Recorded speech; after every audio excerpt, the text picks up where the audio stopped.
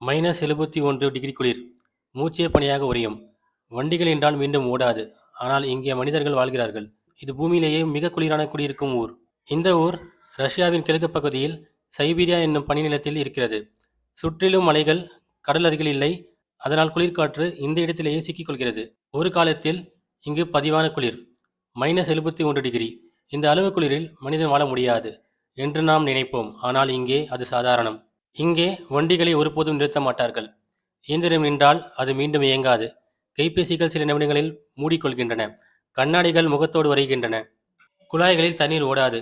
அனைத்தும் பனியாக உறைந்துவிடும். அதனால் தினமும் பனிக்கட்டிகளை உருக்கி தண்ணீர் எடுக்கிறார்கள். உணவாக பெரும்பாலும் மீன் இறைச்சிதான். -52 டிகிரி வரைதான் பள்ளிகள் திறந்திருக்கும். அதற்கு மேல்தான் விடுமுறை. இந்த குளிரில் கூட குழந்தைகள் பள்ளிக்கு செல்கிறார்கள். சின்ன சிரமத்துக்கே நாம் புலம்பும் உலகத்தில் இங்கே மனிதர்கள் அசாத்தியத்தை வாழ்கிறார்கள். இந்த ஊர் குளிர் மட்டுமல்ல, மனிதனின் வலிமை. உங்களுக்கு ஒரு கேள்வி தோன்றலாம், ஏன் இங்கேயே இருக்கிறார்கள்?